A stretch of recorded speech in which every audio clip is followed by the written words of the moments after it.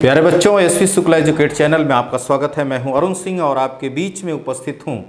मेरे प्यारे बच्चों, बीईओ की परीक्षा जो है 16 अगस्त को निर्धारित है और उस परीक्षा के दृष्टिकोण से हम आपके बीच में उपस्थित हैं और गणित के 25 क्वेश्चन का जो टॉप सेट है लेकर के आया हूं और आपके बीच में हमेशा रहूँगा। और मैं आपको ये दावे के साथ कहना चाहता हूं कि मैं जो क्वेश्चन करवाऊंगा आपको हूबहू लोक सेवा आयोग में वही क्वेश्चन मिलेंगे। आप देखेंगे कि आपकी जो परीक्षा होगी उसमें उसी प्रकार के प्रश्न पूछे जाएंगे, क्योंकि मैंने बड़ी शिद्दत से, बड़ी मेहनत से प्रश्नों की श्रृंखला तैयार की है और वो प्रश्न आपके आएंगे जो आपके परीक्षा में पूछे जा सकते हैं। तो मेरे प्यारे बच्चों, आपको करना क्या है कि जो हमारे 25 क्वेश्चन है इसका आप जो है, पहले तो ये कहा गया कि इसको थोड़ा सा तो डेमो के टाइप में क्वेश्चन को लिया जाए। मैं एक एक क्वेश्चन, एक एक चैप्टर में विधिवत क्वेश्चन को लेकर के आऊँगा, लेकिन अभी आज की जो प्रश्न श्रृंखला है विभिन्न चैप्टर से है और किस प्रकार से प्रश्न आ सकते हैं, केवल हमको यही बताना है कि आपकी परीक्षा में किस प्रकार के प्रश्न आते हैं। उन्हीं प्रश्नों पर हम चर्चा करेंगे,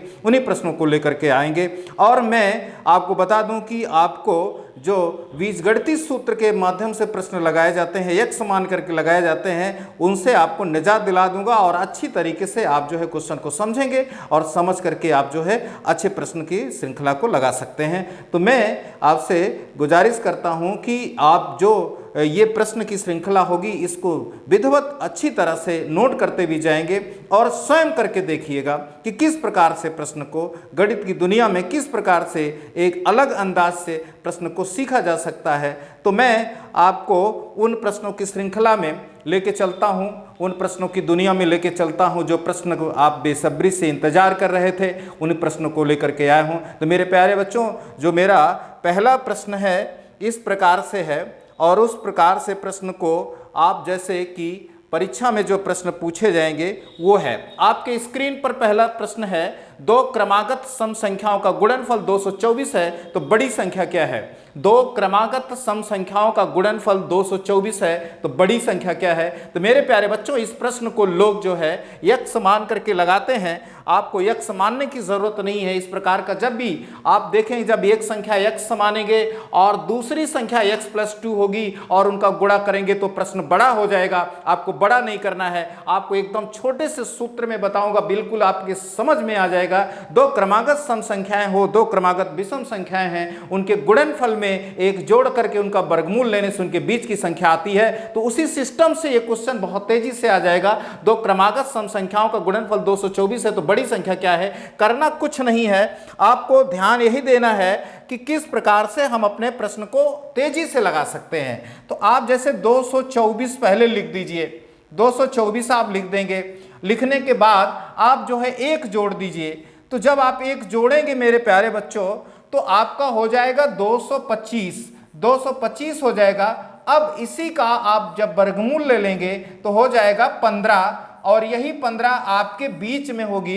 तो जब 15 आपका बीच में होगा तो इसके इर्द गिर्द जो है आप सम संख्या बनाएं। 15 के पहले सम संख्या क्या आएगी, 15 के पहले सम संख्या 14 आएगा और 15 के बाद सम संख्या क्या आएगी, 16 आएगा। तो आपका प्रश्न हो गया समाप्त। आप देखिए क्वेश्चन समाप्त हो गया, कोई एक्स नहीं मानने की जरूरत है। आप सीधे क्वेश्चन पर जाइए। दो क्रमागत सम संख्याओं का गुणनफल 224 है तो बड़ी संख्या क्या है। आप देख रहे हैं कि ये 15 एक विषम संख्या है, इसको निकाल दीजिए तो बड़ी संख्या क्या है, 16 है। तो इस प्रकार से हम सीधे प्रश्न पर जा सकते हैं। हमारा प्रश्न विकल्प नंबर बी होगा। आप सब लोग इस बात को समझ रहे होंगे। इसका जो सिस्टम होता है उस सिस्टम से भी लगा सकते हैं। पहली संख्या x मानेंगे, दूसरी वो और x+2 मानेंगे। जैसे एक संख्या x है गुणे दूसरी x+2 होगा, क्योंकि सम संख्या 2 के अंतर पर चलती है तो 2 बढ़ के आती है। इनका गुणा करने पर 224 आना है। तो अगर इस प्रकार से हम प्रश्न को लगाते हैं तो द्विघात समीकरण बनता है। आपको इस प्रकार से लगाने की जरूरत नहीं है, ये आपकी परीक्षा में बड़ा सलूशन देगा। इसलिए हमने इसका सार निकाला है कि जब भी दो क्रमागत सम संख्याएं हैं या विषम संख्याओं पर प्रश्न आए तो जितना दिया हो उसमें एक जोड़िए और जोड़ करके वर्गमूल लीजिए तो जो संख्या आएगी बीच में आ जाएगी। आप देखें 15 है ना, तो ये बीच में है, तो ये बीच में संख्या आई है। प्रश्न है आपका सम संख्या का बात कर रहा है, तो आपको 15 एक विषम संख्या है और इसके पहले सम संख्या 14 है और बाद में 16 है। आपको बड़ा पूछा इसलिए आपका आंसर 16 आ गया। इसी तरह से लोक सेवा आयोग अपनी परीक्षा में प्रश्न पूछ रहा है, इसलिए हम आपको उसी प्रकार के प्रश्न की चर्चा कराएंगे जो आपकी परीक्षा में पूछे जा सकते हैं। तो मेरे प्यारे बच्चों, इसको आप अच्छी तरह से जान गए होंगे। आपको बता सकता हूं, यहां सिखा सकता हूं। देखिए ध्यान से कि जैसे दो क्रमिक सम संख्याएं हो या विषम संख्याएं हैं, उनमें एक जोड़ करके वर्गमूल लेने से उनके बीच की संख्या आती है। जैसे मैं आपको बता सकता हूं, एक संख्या 8 है और एक 10 है। अगर इनका गुणा करने पर आप देख रहे हैं 80 आता है। मेरे प्यारे बच्चों, अगर इसमें एक जोड़ देंगे तो 81 आ जाएगा और 81 का वर्गमूल लेने से 9 आ जाएगा। अब आप देखिए ये 9 जो है 8 और 10 के बीच में है कि नहीं है। ये सब पर फॉलो होता है, कोई जरूरी नहीं कि सम पर होता है, ये विषम पर भी होगा।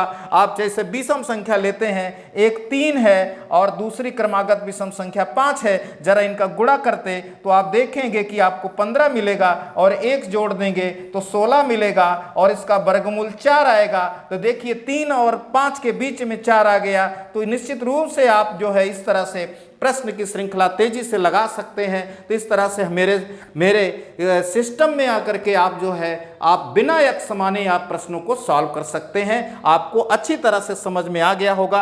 आपको करना कुछ नहीं है। देखिए करना क्या है कि 224 को निकाल लीजिए। 224 लिख लिया हमने और इसमें अपनी तरफ से एक जोड़ दिया, तो मेरे पास आया 225। तो 225 का वर्गमूल लेने पर बेटा आ जाएगा 15। मेरे प्यारे बच्चों, जो 15 है ये बीच की संख्या है। करना कुछ नहीं है, 15 आ गया। 15 के पहले जरा सम बताइए, 14 होता है ना।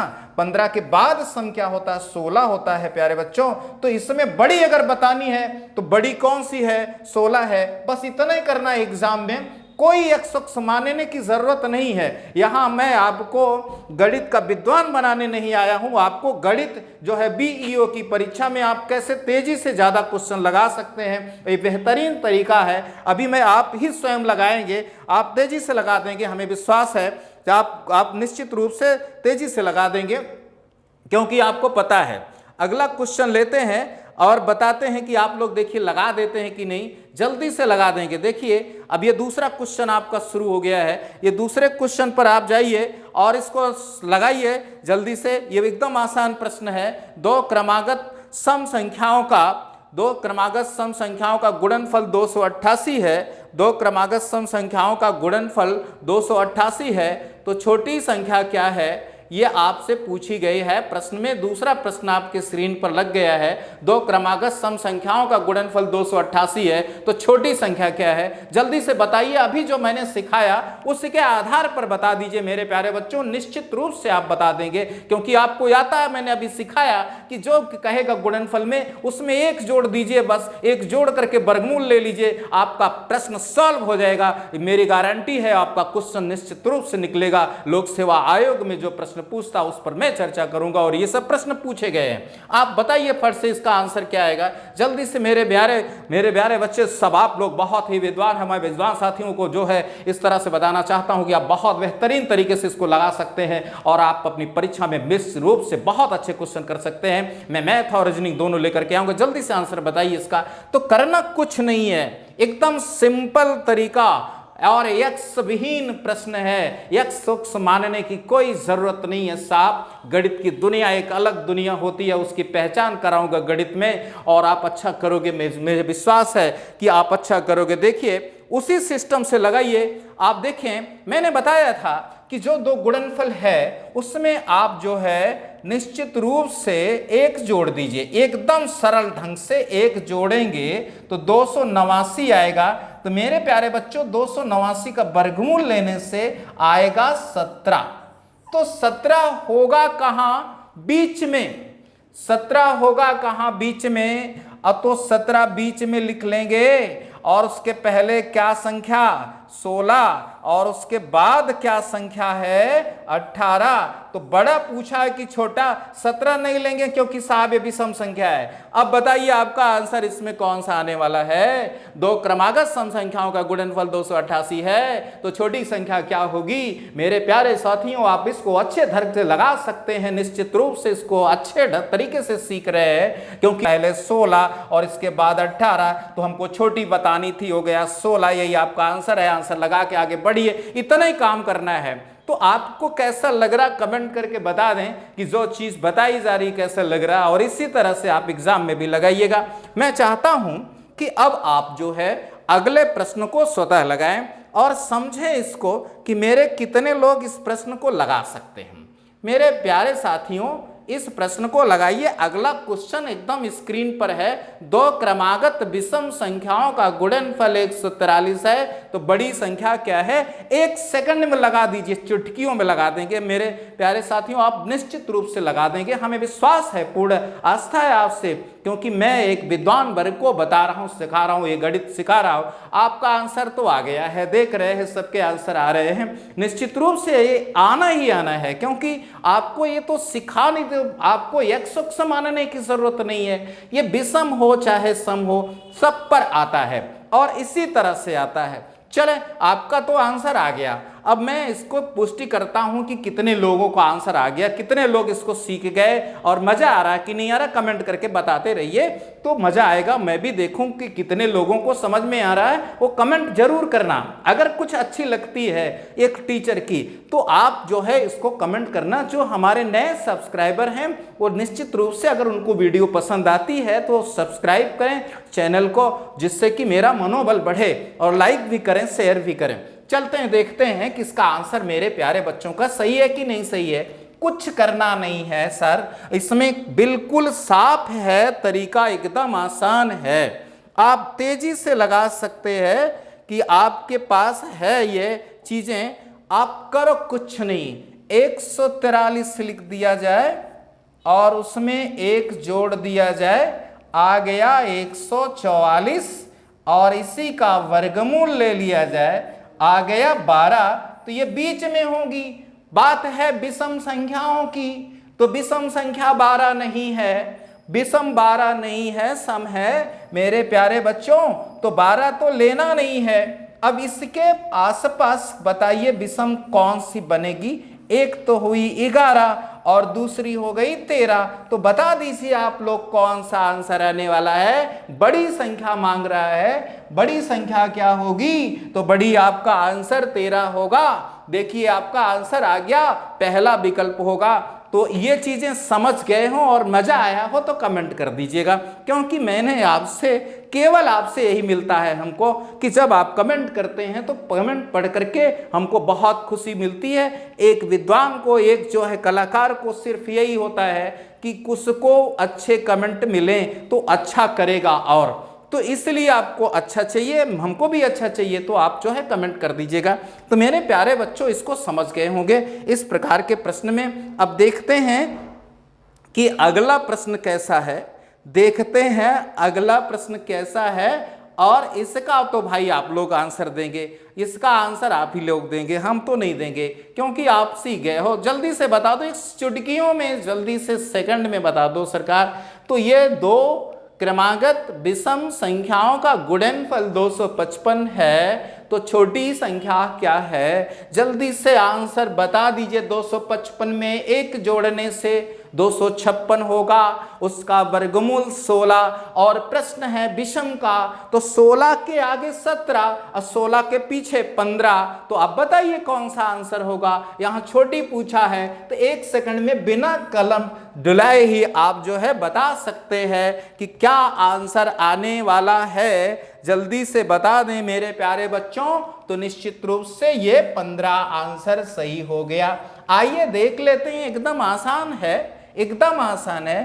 255 एक जोड़ा, ये सिस्टम ही इसका है, और इसमें आया 256, वर्गमूल लिया तो आ गया 16। अब मेरा प्रश्न था कि वो दो क्रमागत विषम संख्याएं हैं, तो 16 बीच में आया, जरा आप बताइए। इसके पहले 15, और इसके बाद 17 ये भी सम संख्याएं हैं, 16 नहीं लेना है साहब, ये तो सम संख्या थी। तो बताना छोटी, तो छोटी बताना है, छोटी कौन है? 15 है, तो इसलिए आंसर 15 हुआ। तो हमें विश्वास है कि ये कितना समझ में आया, कितना मजा आया, इसको जो है कमेंट करके जरूर दीजिएगा। आप अपने नाम से कमेंट करते हैं तो बड़ा अच्छा लगता है नाम आपका पढ़ के कि आप लोग जो है कमेंट करते हैं, और आप अपने जिले का भी नाम दिया करें तो हमें पता चले कि हमारे वीडियो कहां तक लोग देख रहे हैं। कितना मजा आएगा, बहुत मजा आएगा। गणित में मैं बहुत वो प्रश्न लेकर कर आऊंगा, विश्वास कीजिए। आपको कंपटीशन में जो आपके परीक्षा में प्रश्न पूछेगा वही लेकर के आऊंगा, आपको चिंता करने की जरूरत नहीं। हमें स्टाफ सिलेक्शन कमीशन की, बैंक पीओ की और रेलवे की और पुलिस की, एसआई के जो प्रश्न पूछे थे वो नहीं लेके आएंगे साहब। ये सब प्रश्न आपके परीक्षा में आने वाले हैं, इसलिए मैंने इसमें आपको थोड़ा सा प्रैक्टिस कराने की सोची है, तो आप अच्छा करोगे। देखते हैं अगला क्वेश्चन क्या है और उस क्वेश्चन को कितने लोग कर सकते हैं। लो भाई, क्वेश्चन तो बदल गया, सिस्टम बदल गया। 5 क्रमागत सम संख्याओं का योग 330 है। 5 क्रमागत सम संख्याओं का योग 330 है, तो बड़ी संख्या क्या है? तो ये तो आप चुटकियों में लगा देंगे। यक्स नहीं मानना है, यक्स मानना ही नहीं है। क्यों यक्स मानेंगे जब हमारा ऐसे ही आ रहा है? तो क्यों मानेंगे?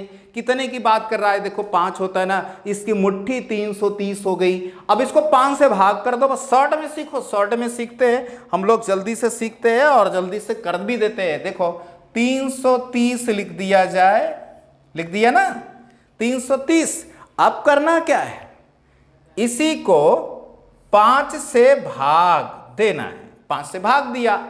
अब जब हमने 5 से भाग दिया तो आया 66। तो ये बीच में किया गई, मीन सिस्टम से लगाने का प्रयास किया। बीच की संख्या 66 आई, 66 आई। अब आपको बतानी है कि बड़ी संख्या क्या है। बड़ी संख्या क्या है, कैसे जानोगे? ये तो बीच में है सर जी। अब आप 60, 66 तो बीच में लिख दिया। बात कर रहे हैं हम 5, और कैसी संख्याएं हैं? सम। तो सब सम लिखनी है। अगर आगे जाते हैं, हम आगे बढ़ते हैं, तो मेरा 68, इससे बड़ा 2 बढ़ा के 70। ये देखो 2 साहब बड़ा आगे कर लिख लिया, 2 इसके पीछे लिखो 64 लिख लिया, और इसके पीछे बताइए 62 हो गया। मेरा प्रश्न किस पर है कि 5 क्रमागत सम संख्याओं का, इवन नंबर का एडिशन 330 है, तो बड़ी नंबर क्या है? तो आपको तेजी से बता देने हैं, बहुत सरल ढंग से कर देने हैं साहब। तो 66 बीच में आ गया ना, तो आपको बड़ी संख्या क्या है? देखिए इसमें चारों विकल्प में कौन सा? मेरा तो आंसर 70 आ रहा है, मेरे सारे साथियों का भी आंसर 70 आ रहा है। गजब लाजवाब आंसर आप लोग दे रहे हैं। इसी तरह से तो आपको एग्जाम में करने हैं। एग्जाम में जाइएगा, भय मुक्त होकर जाइएगा। मैथ रीजनिंग की चिंता खत्म। अब वो जो चीजें 25 क्वेश्चन आएंगे मेरे ऊपर आप छोड़ दीजिए। आप रेगुलर क्लास कीजिए बस, मेरी बस, और कुछ नहीं आपसे मैं लूंगा। केवल आप रेगुलर क्लास करिएगा, आपको मैं मैथ और रीजनिंग में अच्छे मार्क्स दिला के ही रखूंगा। आप केवल क्लास रेगुलर कीजिए। ज्यादा दिन नहीं लेनी है क्लास, क्योंकि ज्यादा समय नहीं है, लेकिन जो क्लास लेनी है बहुत परफेक्ट क्वेश्चन के साथ आऊंगा। तो मेरे हिसाब से ये सबके समझ में आ गई है। मीन सिस्टम से लगाया 330 को 5 से भाग क्यों दिया? क्योंकि 5 थी, 6 होता 6 से देते, 7 होता 7 से देते, 8 होता 8, जितना हो तो बीच में आ जाएगा। कभी कभी दशमलव में भी आ जाती हैं, पूर्णांक में भी आ जाती हैं, डरने की जरूरत नहीं है, एकदम सिस्टम से आ जाएगा। और आपको मैं 1 घंटे रेगुलर प्रैक्टिस भी कराऊंगा, विभिन्न प्रतियोगी परीक्षा के प्रश्न लाऊंगा। लेकिन पहले तो जरूरत है कि जो परीक्षा में पूछे जाएंगे उस पर चर्चा हो जाए। तो मेरे प्यारे साथियों, इसका आंसर आपको आ गया। देते हैं अगला क्वेश्चन, लेते हैं और देखते कौन बताता है उसको। ये आ गया आपके स्क्रीन पर, अगला प्रश्न आपका आ गया, आपके स्क्रीन पर लग गया है। 5 क्रमागत सम संख्याओं के वर्गों का योग 360 है। बहुत ही महत्वपूर्ण प्रश्न है, और आपको बता दें एक बहुत जानदार प्रश्न है और बड़ा लेंदी प्रश्न लगाया लगाते हैं लोग इसको, फिर से देख लीजिए, इसकी शक्ल देख लीजिए क्या है क्वेश्चन।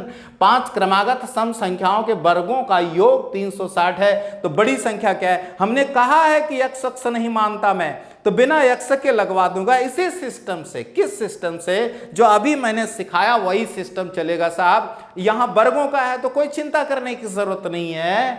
आपको 5 क्रमागत सम संख्याओं की बात कर रहा है, तो 5 क्रमागत सम संख्याओं को लेना है तो आपको चिंता करने की जरूरत नहीं है। आप तेजी से कर सकते हैं। कैसे कर सकते हैं? देखिए, बहुत सरल तरीके से कर सकते हैं।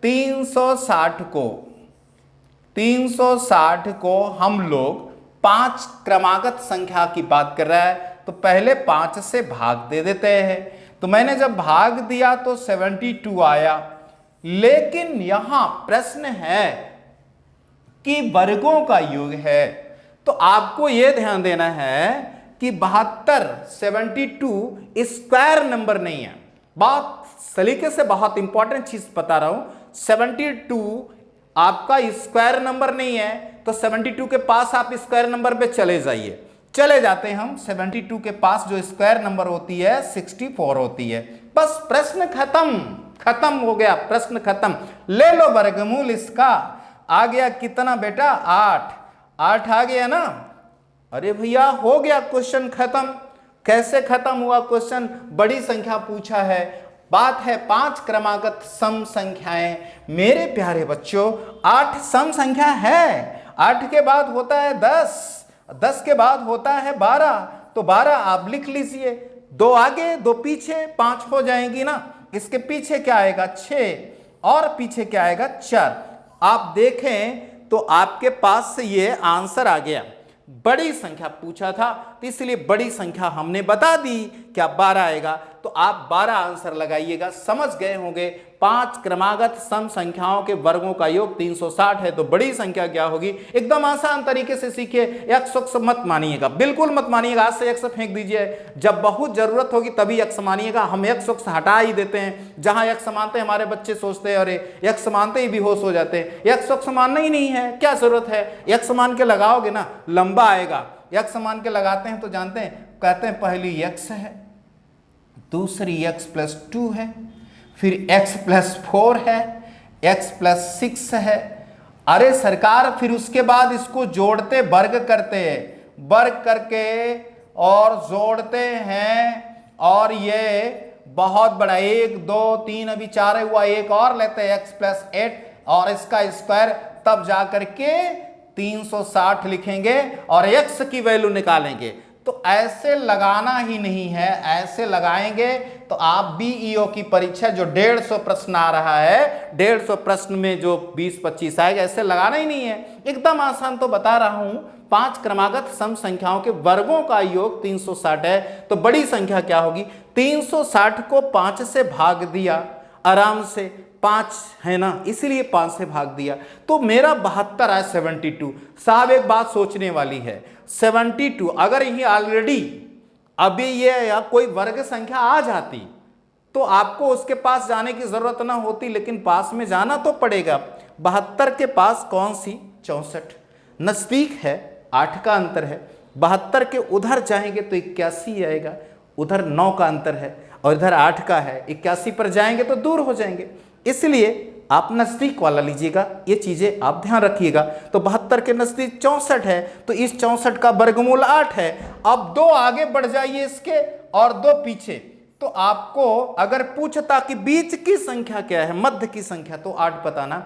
छोटी पूछे तो 4 बताना, और बड़ी पूछे तो 12 बताना। ना विश्वास हो तो आप देखो, 12 का वर्ग होता है 144, 10 का होता है 100, 8 का होता है 64, 6 का होता है 36, 4 का 16। अगर इसको आप जोड़ेंगे ना तो उत्तर मिलेगा। आप देख लीजिए, 6 6 12, 4 16, 4 20, हासिल 2, 6 4 10, 3 13, 1 14, 14 2 16, 1 1 2 1 3। देखो 360 आ गया कि नहीं? लेकिन आपको एग्जाम में लेंदी नहीं लगाना है। मैं हूं ना, आपको सिखा दूंगा। मजा आ रहा तो लाइक और शेयर करें, और ज़्यादा से ज़्यादा लोग जो है आप जो है इसको जो है बिल्कुल अच्छी तरीक़ा से सीख करके जाइए। किसी को बता सकते हैं। इसमें एक सिद्धांत था, इसलिए मैंने इसको जो यक्स का सिस्टम है ना, ये बड़ा सिस्टम है, इसको हटा दिया। इस तरह से मत लगाना, बहुत सरल ढंग से सीख ले। इसी तरह से परीक्षा में आ रहे हैं बहुत सारे प्रश्नों को हम इसको आपको बताएंगे, आपके परीक्षा में पूछे जाने वाले ही प्रश्न बताएंगे। तो आपको समझ में आ गया है ना, एकदम समझ में आ गया है। देखते हैं अगला क्वेश्चन अगर मैं लूँ तो आप बता देंगे ना, समझ गए हैं? अगर नहीं समझ में आता तो कमेंट करके बताइएगा, मैं दोबारा बता दूंगा, लेकिन ये समझ में आ गया होगा। अब मैं चलता हूं अगले प्रश्न पर और अगला प्रश्न देखता हूं क्या है और क्या कितने लोग मेरा इसका जवाब दे सकते हैं। मेरे प्यारे साथियों, इसका 5 क्रमागत संख्याओं के वर्गों का योग 330 है, तो बड़ी संख्या क्या होगी? ये प्रश्न आपकी परीक्षा में पूछा जा सकता है। इसने कहा है 5 क्रमागत संख्याओं के वर्गों का योग 330 है, तो बड़ी क्या संख्या होगी? उसी सिस्टम पर लगाइए जिस सिस्टम से हमने आपको अभी सिखाया, वही सिस्टम आप लेकर के इसको लगा दीजिए तो आपको तेजी से आ जाएगा। जल्दी से इसको लगा के दिखाना, अभी मैंने सिखाया आपको ना, तो तेजी से बता दीजिए, जल्दी से बता दीजिए मेरे प्यारे साथियों, क्योंकि आपको ये आता है, आपको ये पता है, आप निश्चित रूप से लगा सकते हैं, कर सकते हैं और आपके आंसर आना भी शुरू हो गए हैं। इसलिए अगर ये सिस्टम आपको अच्छा लगता है तो बहुत अच्छी बात है। यहां ध्यान देना, 5 क्रमागत संख्याओं के वर्गों का योग, क्रमागत संख्याएं 1 के अंतर पर चलती हैं, जब सम की बात करते हैं तो 2 के अंतर पर चलती हैं, विषम की बात करते हैं 2 के अंतर पर चलती हैं। चूंकि ये प्रश्न क्रमागत का है तो कुछ करना नहीं है, आपको इसमें तेजी से इस तरह से काम करने हैं जिससे कि जल्दी से प्रश्न आपका आ जाए। देखिए वही सिस्टम है 330 जो आपका है, इसको हम 5 से भाग दे दें तो मेरे पास आएगा 66। अब आपको यह ध्यान देना है कि 66 वर्ग संख्या नहीं है, यहां वर्गों का योग कहा है, तो 66 वर्ग संख्या नहीं है। 66 के पास वर्ग संख्या 64 है, 64 ले लिया जाए और इसी का वर्गमूल लेने से 8 आ जाएगा।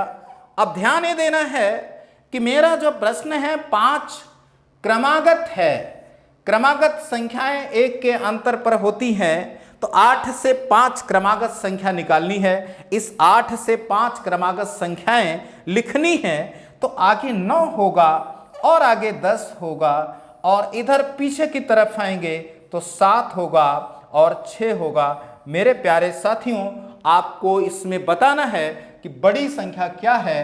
तो बड़ी संख्या आप देख रहे हैं इसमें क्या है, ये 5 क्रमागत संख्याएं हैं, अगर इनका वर्ग करके जोड़ेंगे तो ये 330 ही आएगा। और ये चीजें आपको समझ में आ रही हैं, अच्छे से मजा आ रहा होगा आपको। इस तरह से गणित सीखने में मजा आएगा और बहुत अच्छी तरीके से सिखाऊंगा।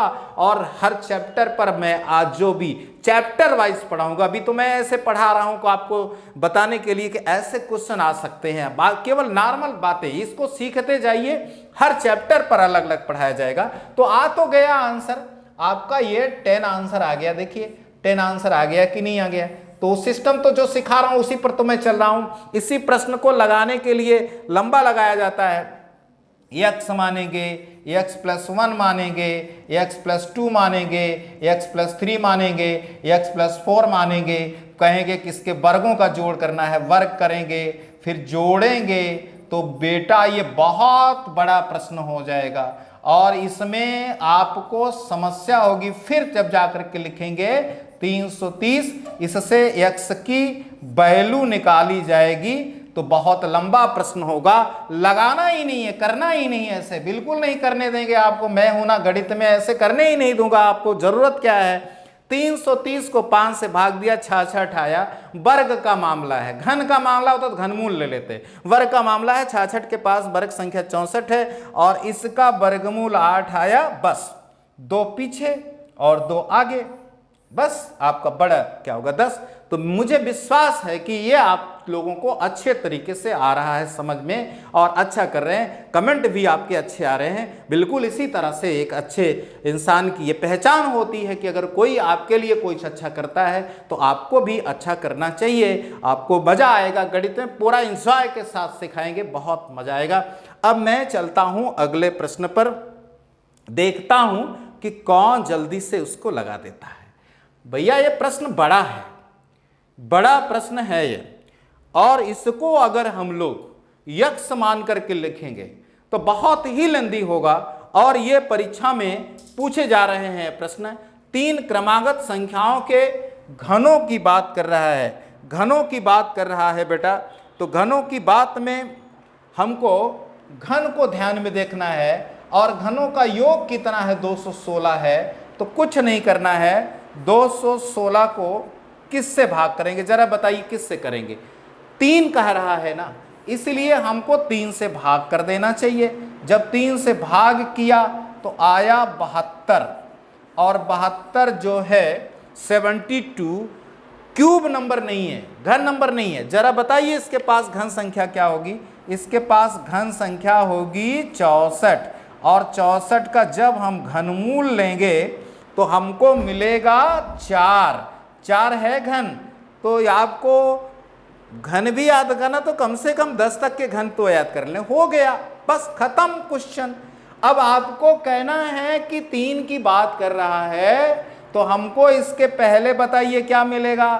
चूंकि ये क्रमागत कहा है, ना सम कहा है, ना विषम कहा है, क्रमागत कहा है, तो 3 के पहली क्रमागत, 4 के पहली क्रमागत 3, 4 के बाद की क्रमागत 5, बस हो गया, हो गया, बस खत्म। इसमें बड़ा पूछा है, बड़ी संख्या क्या है, तो बड़ी संख्या 5 है, बस हो गया, आंसर आ गया। इसी तरह से एग्जाम लगाने, समझ में आ गया कि नहीं। 216 को 3 से भाग करने, क्यों भाग करेंगे, 3 क्रमागत संख्या की बात कर रहा है। हमने 216 को 3 से भाग किया, 72 आया, लेकिन यहाँ 72 घन संख्या नहीं है, तो हमको घन संख्या के पास जाना होगा। तो 72 के पास घन संख्या 64 होती है, इसी 64 का घनमूल लेने से 4 आएगा। अब इसी से क्रमागत लिख दीजिए, सम रहे तो सम कहे तो 2-2 का अंतर करें, और विषम रहे तो 2-2 का अंतर करेंगे, लेकिन क्रमागत केवल कहा 1 के अंतर पर लिख डालिए, बस खत्म। बहुत बड़ा प्रश्न है ये साहब, जैसे एक x मानते, दूसरी x+1 मानते, फिर x+ जो है 2 मानते, फिर देखिए घन किया जाता, ऐसे लगवाते हैं लंबा लंबा, ये घन कराते। भैया ये जब हम घन करने जाएंगे तो ये जान लीजिए हम लोग निश्चित रूप से बेहोश हो जाएंगे। ये बड़ा प्रश्न है, बहुत बड़ा प्रश्न है, मजा आ रहा होगा। जो गणित के विद्वान हैं उनको भी आनंद आ रहा होगा कि मैंने ये मेहनत करके निकाला है ये चीज़, ये जो टेक्नोलॉजी है, ये नवीनतम टेक्नोलॉजी है। अगर बेटा ऐसे घन करेंगे तो कितना लंबा होगा सोचो। ये ऐसे लगाने ही नहीं है, x अक्ष मानने नहीं है, ये बहुत लेंदी आएगा, x का मान निकालने में ही आधा बेहोश। ऐसे नहीं करने हैं, आपको सरल ढंग से सिखाया है और समझ में भी आ गया। 216 को 3 से भाग किया, 72 आया, उसके पास 64 घन संख्या है, उसका घनमूल 4 आया, तो एक आगे लिख लो, एक पीछे लिख लो, काम खत्म। इसी तरह से लगाना है। चलते हैं अगले प्रश्न पर। अगला प्रश्न हम देखते हैं कौन लगा देगा। लो भैया, गजब गजब के प्रश्न लेकर के आया हूं। ये देखिए, 2 अंकों की एक संख्या में अंकों का अंतर 5 है, उसमें 45 घटाने पर संख्या में अंकों का क्रम बदल जाता है। ये भी प्रश्न एक समान के लगाते हैं साहब, नहीं लगाना है आपको। और ये बहुत ही लाजवाब प्रश्न है, बेहतरीन है, आयोग में पूछे गए प्रश्न है, इसी तरह से आयोग पूछ रहा है, तो वही पढ़ना है जो पूछे। हमको अनाप शनाप पढ़ने की आदत नहीं है, ना हमको पढ़ाने की आदत है। हम वही क्वेश्चन लाऊंगा आपके सामने जो लोक सेवा आयोग में आपको उसी पेपर में आपको 16 अगस्त को मिलने की पूरी संभावना होगी, आपको मिलेगा ही, आप देख लीजिएगा। जैसे आपको ये पेपर बनाने के लिए कहा जाएगा तो 10-15 साल का पेपर आप देखेंगे तब क्वेश्चन बनाएंगे। ऐसा तो है नहीं कि आप बिना देखे पेपर बना देंगे। आपको कह दिया जाए कि आप जो है BEO के लिए गणित का पेपर बनाइए, 20 क्वेश्चन आप बनाइए, तो आप क्या करेंगे? पहले जाएंगे, देखेंगे कि विगत वर्षों में और विद्वानों ने कौन कौन से प्रश्न डाला है और उसका सिस्टम क्या है। तो हाँ, आपको यही इसीलिए मैं कह रहा हूँ उन प्रश्नों को आप पढ़िए जो प्रश्न आपकी परीक्षा में आ सकते हैं। तो ये तो एकदम आसान है, एकदम आसान है, कुछ नहीं करना है। ये विकल्प से ही लगा सकते हैं, विकल्प से ही लगा सकते हैं। कैसे लगा सकते हैं? देखिए विकल्प से कैसे लगा सकते हैं, मैं समझा रहा हूँ आपको विकल्प से कैसे लगा सकते हैं। 2 अंकों की संख्या में अंकों का अंतर 5 कह रहा है, बड़ी अच्छी बात है। फिर कह रहे हैं कि 45 अगर घटा दें तब उसके क्रम बदल जाएंगे।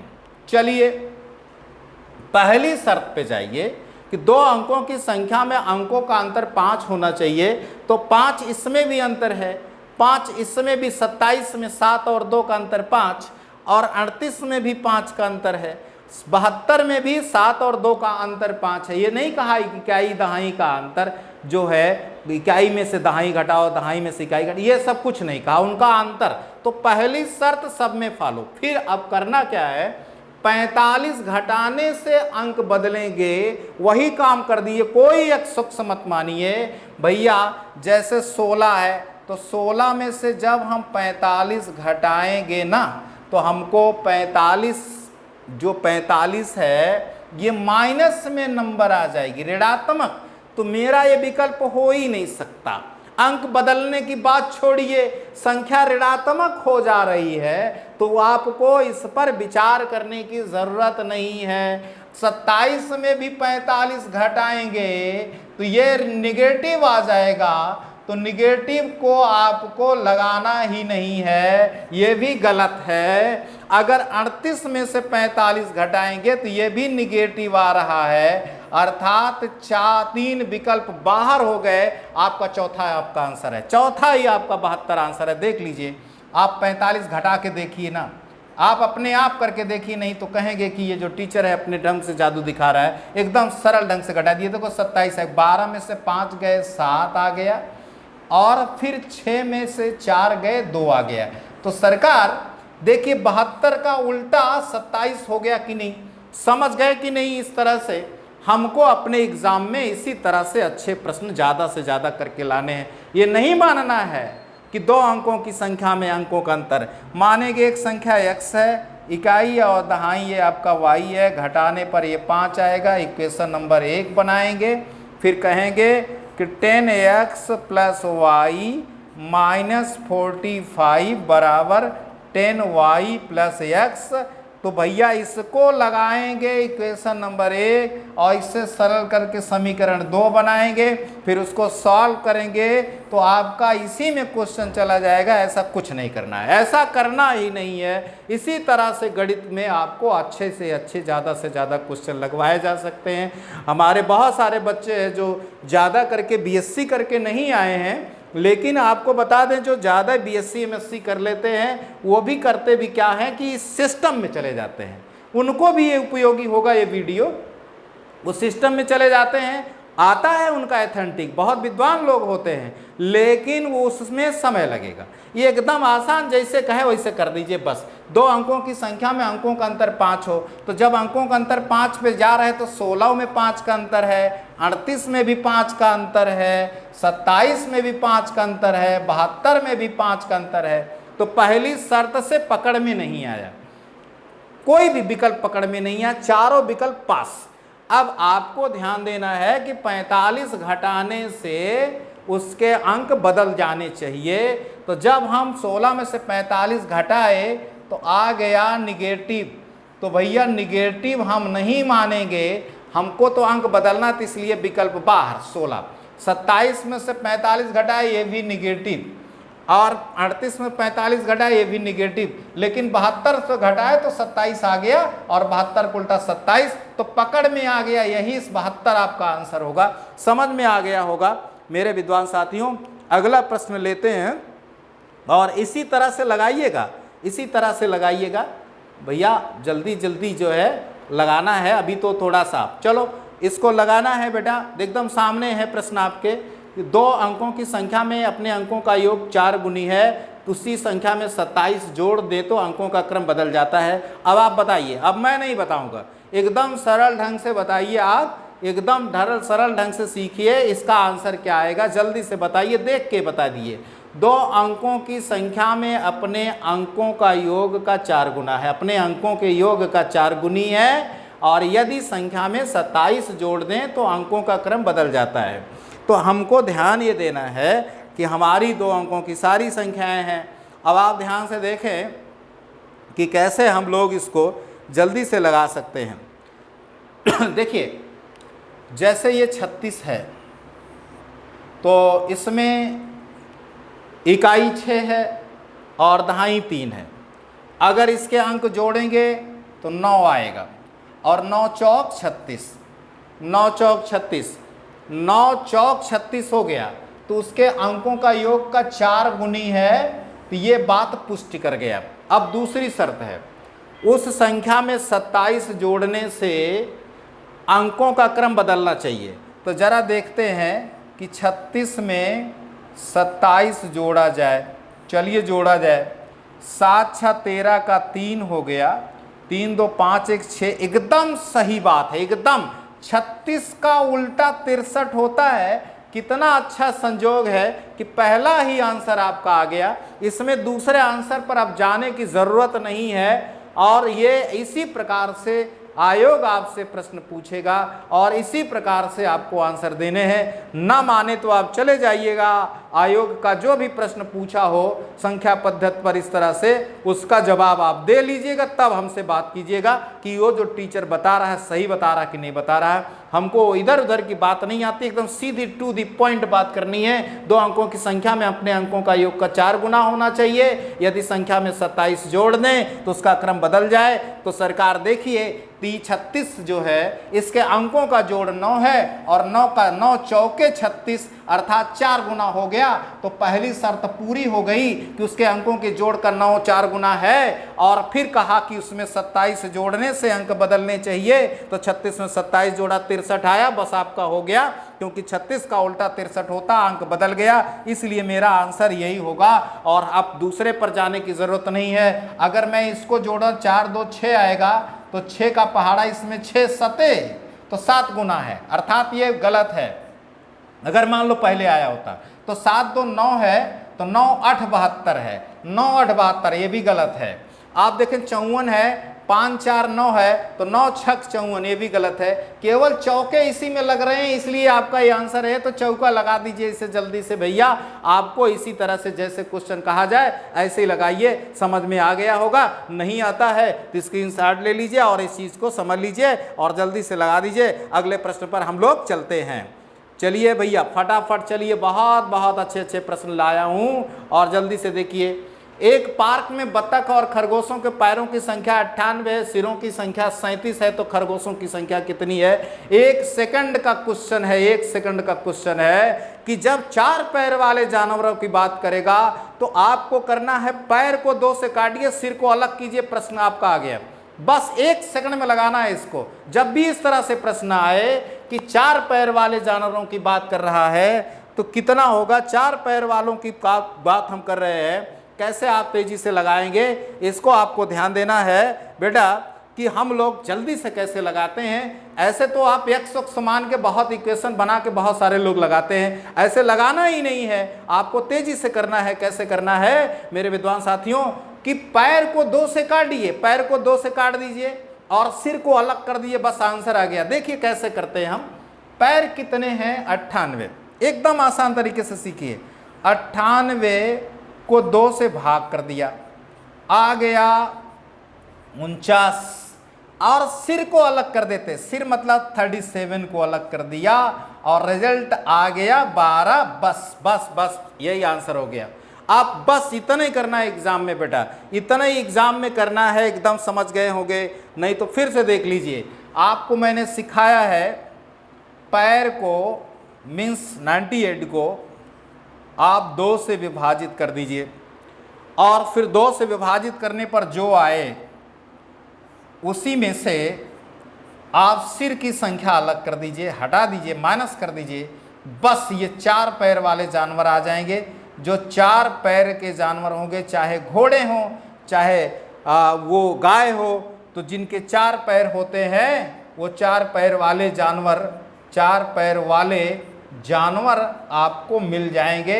अगर कोई पूछे कि कबूतर की संख्या, बतख की संख्या कितनी है, तो ये तो 2 पैर वाले हैं, उनको निकालना हो तो कुछ नहीं करना है। जो हमारे सिर थे 37, उसी 37 से अब हम 12 4 पैर वाले जानवर को घटा देंगे तो 7 से 2 जाएगा 5 आएगा और 3 से 1 जाएगा 2 आएगा 25 आ जाएगा। इस तरह से हम लोग तेजी से क्वेश्चन को लगा सकते हैं और समझ में भी आ रहा होगा आपको। इसी सिस्टम से लगाइएगा और आया हुआ प्रश्न है, अभी ये 20 में प्रश्न पूछा है, 2020 में जो लोक सेवा आयोग अभी ये लास्ट में जो परीक्षा हुई नहीं थी उसी का तो प्रश्न ही है।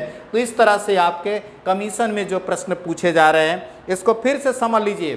कुछ करना नहीं है साहब, जैसे सिखा रहे हैं ऐसे 98 पैरों को 2 से काटिए, आधा कर दीजिए, जितना आए, जैसे यहाँ 49 आ रहा है उसी में से 37 घटाना है। सिरों की संख्या कितनी है? 37 है, इसी को घटा देंगे। पैर को 98 को 2 से विभाजित करके जो सिर होंगे ख़त्म कर देंगे, तो रिजल्ट जो आएगा 12 आया, तो ये 4 पैर वाले जानवर होंगे। हमेशा ऐसे पेपर में प्रश्न पूछता है 4 पैर वाले, जो भी हो, घोड़ा हो, गधा हो, गाय हो, जिनके 4 पैर हैं। तो मेरा आंसर 12 आ गया, तो मेरे 12 सही है। ये हो गया, बिल्कुल सटीक तरीका हो गया। और हम लोग एग्ज़ाम में अपने इसी तरह से क्वेश्चन को लगाएंगे। अब आपको ये ध्यान देना है कि विकल्प से कैसे लगा सकते हैं, बहुत ध्यान से देखिएगा। अगर 10 4 पैर वाले हैं, 10 4 पैर वाले हैं और कुल सिर्फ 37 है, तो जानवरों के या पशुओं के एक एक सिर है, तो 37 से 10 निकालने पर 27 बचेगा। अब आप देखिए 4 पैर है, इसको 4 से गुणा करने पर 40 पैर बन रहे हैं, किनके? खरगोशों के। और इसमें 2 से गुणा कर देंगे, बतख के 2 हैं, 54 आ रहा है। लेकिन इनका जोड़ जो आ रहा, विकल्प से लगवा रहे हैं, तो विकल्प देखें आपका आंसर मैच नहीं करेगा। ये 4 आ जाएगा और 5 4 ये 94 आ गया, और होना कितना था? 98। तो ये आपका सिस्टम सही नहीं है, अर्थात ये ठीक नहीं है आंसर। अगर हम 12 की बात करते हैं तो 12 हो गए जानवर, मतलब पशु हो गए, खरगोश हो गए। तो आप 37 से 12 घटा देंगे तो आपके पास 25 आएगा। आपके पास 25 खरगोश बतख खाएंगे, तो 12 चौक 48 यहाँ से पैर आ रहे हैं, और यहाँ से 2 करेंगे 50 आ जाएगा। तो ये 98 आ जा रहा है। आप देखें इस तरह से 12 वाला आपका सही हो गया कि नहीं हो गया। और इस तरह से हम लोग तेज़ी से प्रश्न को लगा देते हैं, और ये मेरा आपका आंसर सही है, ये आपका आंसर है। और इसी आंसर को आपको ढूंढने की ज़रूरत थी, कोई एक्स मानने की ज़रूरत नहीं है, कोई इक्वेशन बनाने की ज़रूरत नहीं है। और इसी तरह से हम लोग पूरा चैप्टर जो गणित के आते हैं, रीजनिंग के आते हैं, सब कुछ सिखा दूंगा और इसी सिस्टम से सिखा दूंगा। मज़ा आ रहा हो तो आप ज़रूर इस प्रश्न पर कमेंट कीजिएगा और बताइएगा कि मेरा ये सिस्टम कैसा लगा आपको। और आप ये सब चीज़ों को कमेंट करेंगे तो बहुत अच्छा होगा। हम चलते हैं अगले प्रश्न पर। जो अगला प्रश्न लेकर के आ रहा हूँ, इसी सिस्टम पर लेकर के आ रहा हूँ। मैं चाहता हूँ कि हमारे कितने लोग इसको लगा देते हैं। मैं लेता हूँ अगला प्रश्न, आपके लिए है ये, आपके लिए प्रश्न है। 1 सेकंड में लगा दीजिए इसको मेरे प्यारे साथियों। 1 सेकंड का प्रश्न है, जल्दी से लगा दीजिए। एक पार्क में कबूतर और घोड़ों को पैरों की संख्या 64 है। यदि सिरों की संख्या 22 है तो घोड़ों की संख्या क्या होगी? और 1 सेकंड में लगा दीजिए, क्योंकि आप इसको अभी सीखे हैं कि आप पैर को 2 से भाग करेंगे, सिर को अलग करेंगे तो 4 पैर वाले जानवर आ जाएंगे। बस इतना ही करना है एग्जाम में। अगर 2 पैर की बात करेगा तो फिर उसको आप सिर वालों की संख्या से घटा देंगे तो 2 पैर वाले जानवर भी आ जाएंगे। तो मेरे प्यारे साथियों, आप इसको लगा सकते हैं तेजी से, आपको ये आ जाएगा। कुछ नहीं करना है, 64 को 2 से भाग करने पर 32 आया। इसी 32 से आप 22 घटा दीजिए, बस 22 घटाने से 10 आया। आपका रिजल्ट आपके पास है, आपका आंसर 10 आ गया।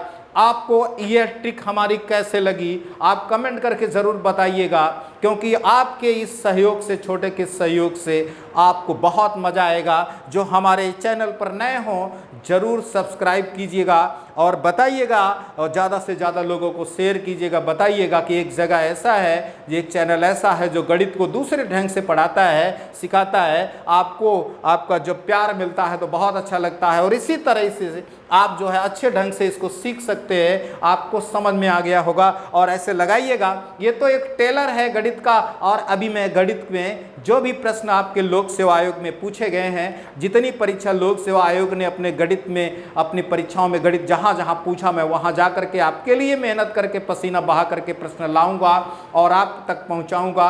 और मेरी ये कोशिश होगी कि आप ज़्यादा से ज़्यादा क्वेश्चन करके लाएँ।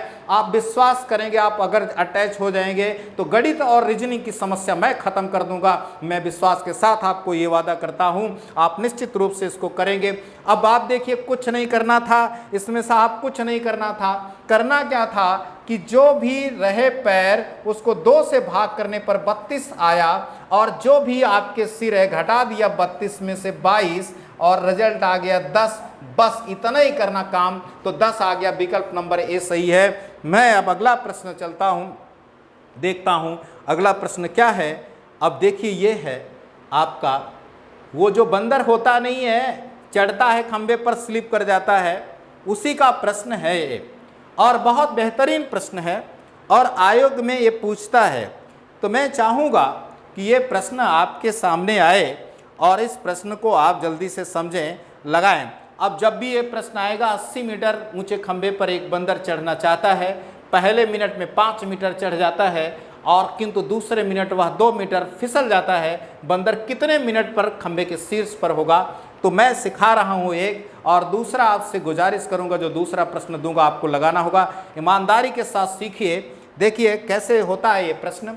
आप जैसे खंभा बना लेंगे, मान लीजिए 80 मीटर ऊंचा खंभा है, ये खंभा तो है क्या, ये जो बंदर है पहले मिनट में 5 मीटर चढ़ रहा है और अगले मिनट में वो उसमें से स्लिप कर जा रहा है, 2 मीटर स्लिप कर जा रहा है। तो बताना है कि कितने मिनट में ये शीर्ष पर होगा। आपको ये देखिए, एकदम शॉर्ट में बता रहा हूँ, सिखा रहा हूँ, कोई एक शख्स मानने की ज़रूरत नहीं है। आप देखिए, आप ये पता करिए कि कहाँ तक बंदर जो होगा ऊपर नीचे करेगा, चढ़ेगा स्लिप करेगा, चढ़ेगा स्लिप करेगा, चढ़ेगा स्लिप करेगा, कहाँ तक, आखिर कहाँ तक। जब वो बंदर, ध्यान से देखिएगा, 75 मीटर पर रहेगा, हमने 5 यहाँ से निकाल लिया, और चूंकि वह जब वो चढ़ जाएगा 1 मिनट में वो चढ़ जाएगा, तो शीर्ष पर जब बंदर आ जाएगा तो नीचे नहीं आएगा। तो मतलब अंतिम 5 जो है, अंतिम 5 मीटर जो है, वह बंदर 1 मिनट में चढ़ जाएगा, बस स्लिप नहीं करेगा। अब जो चढ़ेगा फिर स्लिप करेगा, फिर चढ़ेगा और स्लिप करेगा, फिर चढ़ेगा, यह कलाकारी कहाँ तक करेगा? ये 75 तक करेगा। अब आपको यह ध्यान देना है कि जो 75 तक उसको चढ़ना है, किस प्रकार से, स्पीड इक्वल टू होता है डिस्टेंस अपॉन टाइम।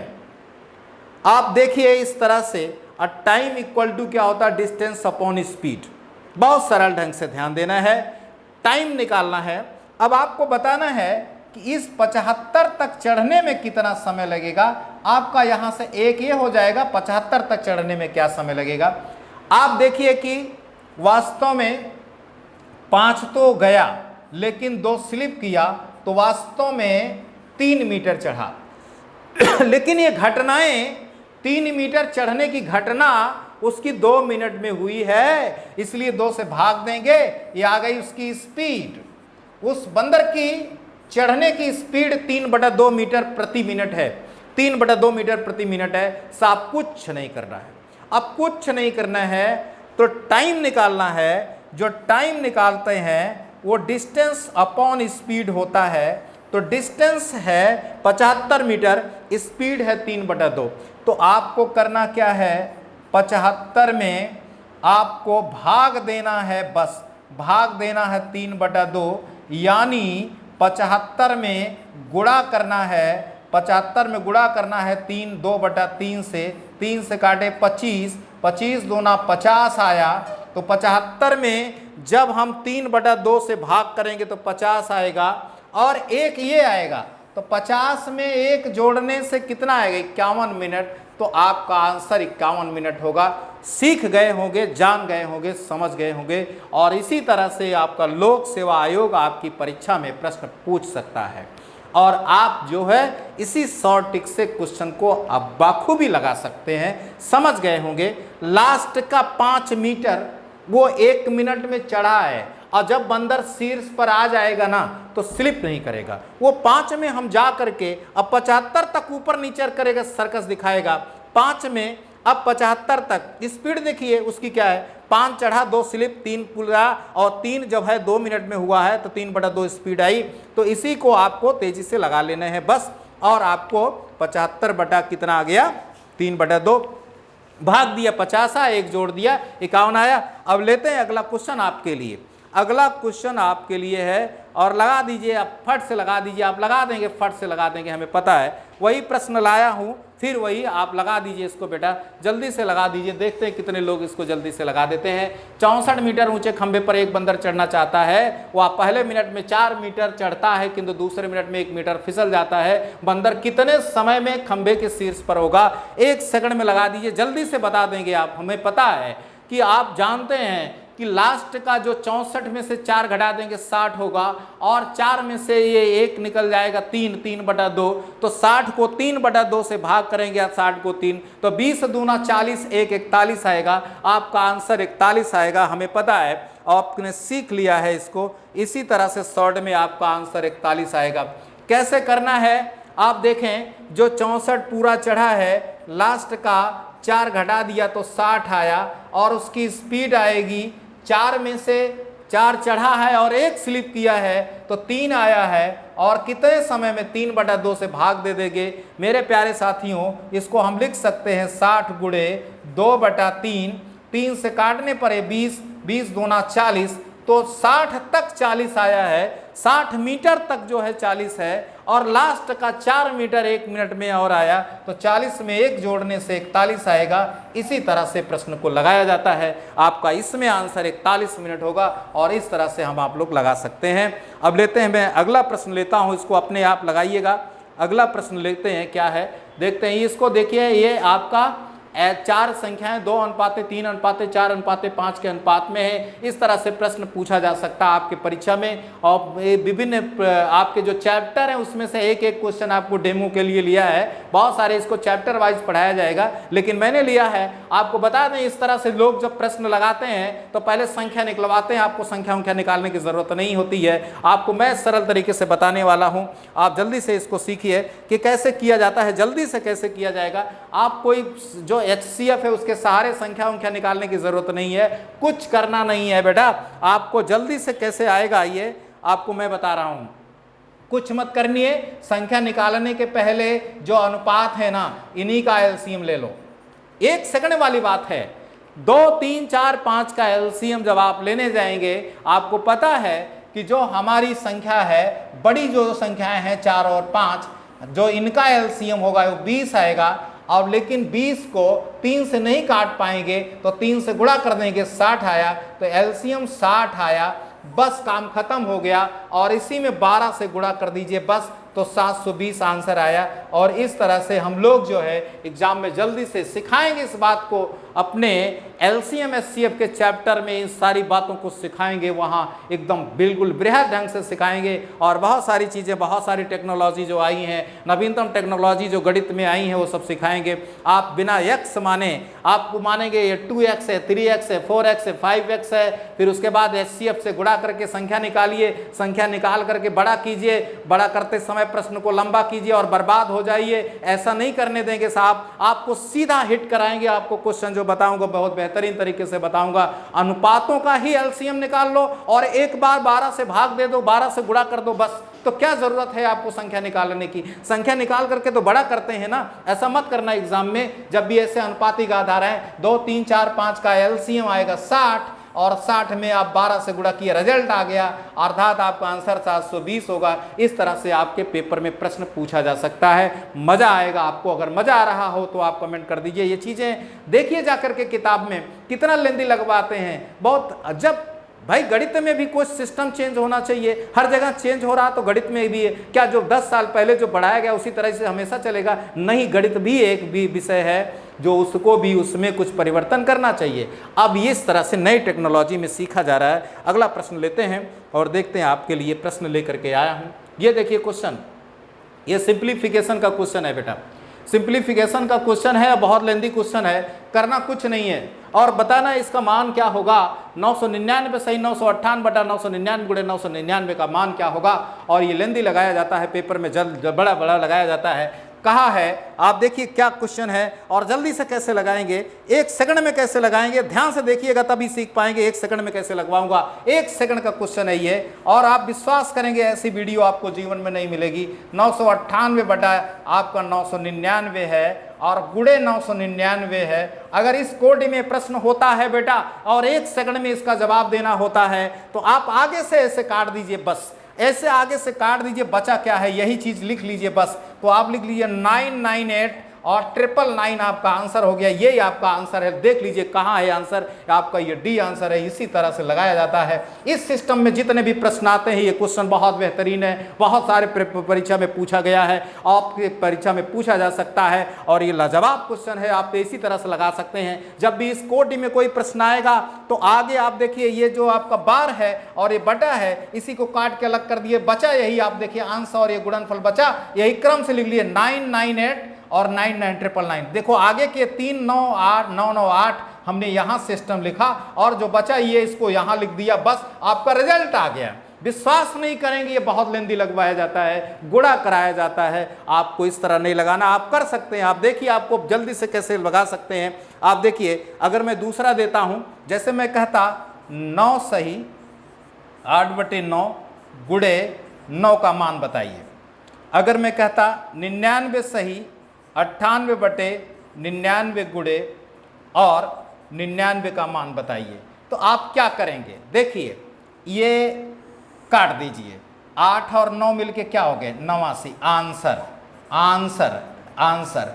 और देखिए फिर 99 काट दीजिए, रिजल्ट क्या है 98 99 आंसर। इस कोटि में अगर प्रश्न आता तो इसी तरह से उड़ा दीजिएगा, आपको लंबा लगाने की जरूरत नहीं है। मैं बता दूंगा लंबा वाला भी, लेकिन आप यही लगा दीजिएगा। मजा आ रहा हो तो कमेंट कर दीजिएगा, और क्योंकि आपके साथ जब कमेंट होता है मेरा और मैं उसको पढ़ता हूं तो धन्य हो जाते हैं, क्योंकि आप बहुत बेहतरीन मेरे लिए कमेंट देते हैं। आपको बहुत मजा आएगा। और देखते हैं अगला क्वेश्चन, जैसे परीक्षा में क्या पूछा है, देखते अगला क्वेश्चन क्या है। ये देखिए भिन्न से लिया गया क्वेश्चन है, आयोग भिन्न से क्वेश्चन पूछता है और दिया है 6/13, 9/17, 7/15, 6/13, इसमें कौन सबसे बड़ा है। देखिए मैं भिन्न लिख दे रहा हूँ और उन भिन्नों को कैसे आप बिना दशमलव में, बिना एलसीएम के कैसे लगा सकते हैं मेरे प्यारे साथियों, कैसे लगा सकते हैं। देखिए 6/13 है, आप पढ़े होंगे, लगा सकते हैं इसको, दशमलव में नहीं बदलना है। 9/17 है, 8/11 है और 7/15 है।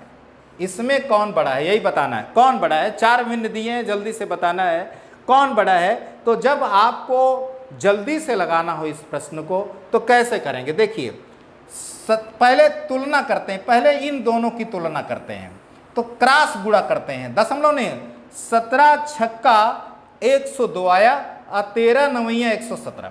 अब देखिए ये 17 और 6 का गुणा जब करेंगे तो 17 छक्का 102 आएगा, और जब 13 और 9 का गुणा करेंगे 13 नवैया 117 आया। तो जाहिर सी बात है 102 से 117 वाला बड़ा है। अब हम इसकी तुलना इससे करेंगे, इसमें देखते हैं कि क्या, ये तो बेचारा छोटा हो गया, बेचारा बाहर हो गया। अब इसमें और कौन बड़ा है। जब 11 और 9 का गुणा करेंगे 99 आएगा, और 17 और 8 का गुणा करेंगे 136 आएगा, तब इससे भी बड़ा ये हो गया।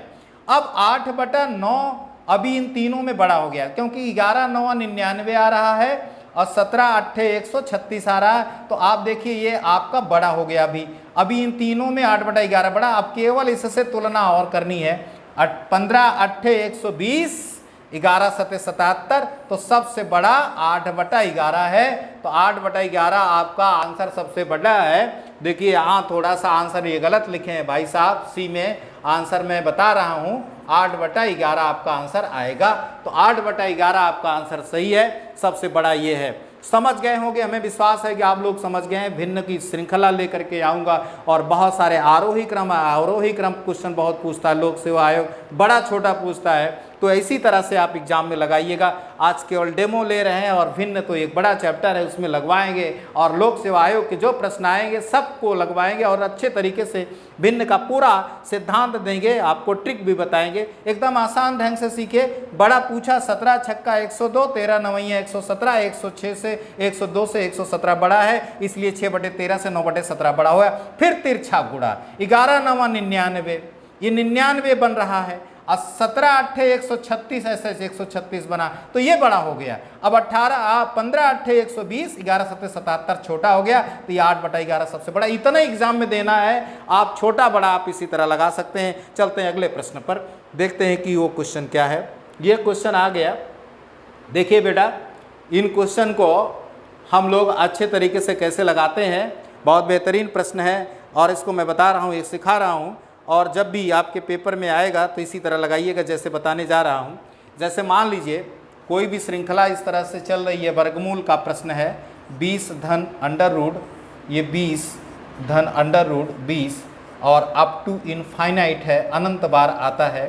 तो एक 20 को पकड़ लीजिए बस, इसका जो है क्रमिक गुणा कर दीजिए, 4 गुणे 5, बस 4 पंचे 20 होता है ना, एक 20 इसमें से निकाल लीजिए। तो अगर प्लस की सीरीज चल रही है तो बड़ा वाला आंसर सही होगा, 5 आंसर आएगा, धन 5 आएगा, प्लस 5 आएगा या 5 आंसर आएगा। अगर छोटा चलता तो आपका माइनस होता तो छोटा आता है।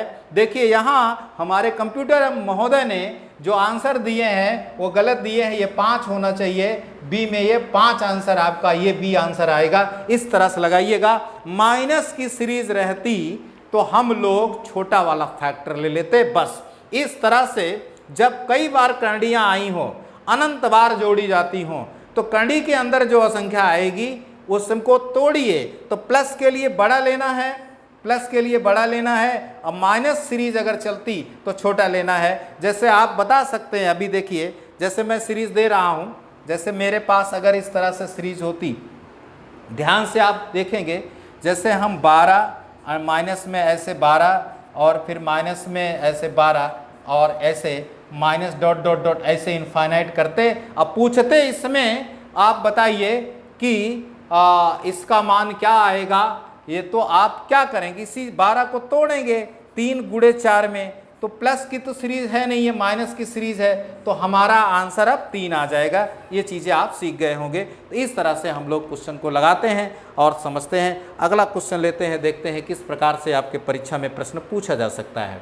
देखिए आयु के प्रश्न आपके पेपर में बहुत पूछता है। लोक सेवा आयोग आयु का प्रश्न एक जरूर पूछेगा, तो आयु संबंधी प्रश्न हम लोगों को चर्चा करनी है। जल्दी से आयु संबंधी प्रश्न पर हम लोग जो है अभी विचार करते हैं, लगाते हैं, देखते हैं कि कितने लोग जो है इसको लगा सकते हैं। एकदम सरल ढंग से सिखाऊंगा, यक्स वक्स मानने की ज़रूरत नहीं पड़ेगी। आपको जो भी सिखाऊंगा ठोस सिखाऊंगा, आपको यक्स वक्स कुछ मानने की ज़रूरत नहीं है मेरे प्यारे साथियों। आपको देखो एकदम सरल ढंग से विकल्प से भी लगा सकते हैं। एक पिता अपने पुत्र की आयु का 4 गुना है, 6 वर्षों के बाद पिता की आयु पुत्र की आयु के 3 गुना होगी, पुत्र की आयु क्या है। मेरा जो स्टूडेंट है जो बीईओ की परीक्षा 16 अगस्त को देने जा रहा है, उसको मान लीजिए इसकी टेक्नोलॉजी नहीं आती, तो विकल्प से कैसे लगवाते हैं सिखा देंगे आपको। 1 सेकंड में विकल्प से लगाना सीखिए, कैसे ऑप्शन से हम लोग लगाते हैं, जल्दी से लगाते हैं, बहुत बेहतरीन तरीका। देखिए हम चलते हैं पहले विकल्प पे। तो जो पुत्र है वो 10 है और पिता हो गया 40। क्यों 40 हो गया? पिता की आयु पुत्र की आयु का 4 गुना है। तो अगर पुत्र का विकल्प में दिया है 10 तो पिता 40 हो जाएगा। इस बात को समझ रहे हैं ना? 6 वर्ष के बाद, 6 वर्ष के बाद तो जब हम 6 इसमें जोड़ेंगे तो बेटा 16 साल का हो जाएगा, और 6 जब इसमें जोड़ेंगे तो पिता 46 साल का हो जाएगा। तो क्या 16 का 46 4 गुना है? क्या गुना है? आपको 3 गुना है। 16 3 48 होता है, 46 साहब नहीं होता है। अर्थात आपका ये विकल्प ठीक नहीं है। जब हमारा जो प्रश्न है उसमें पुत्र 12 साल का होगा तो पिता को 12 चौके 48 होना पड़ेगा। 6 जोड़ दीजिए, 6 दोनों में जोड़ेंगे कि क्योंकि दोनों की आयु बढ़ेगी तो दोनों की समान रूप से बढ़ेगी। तो 12 6 18 आया, और 18 48 से 54 आया।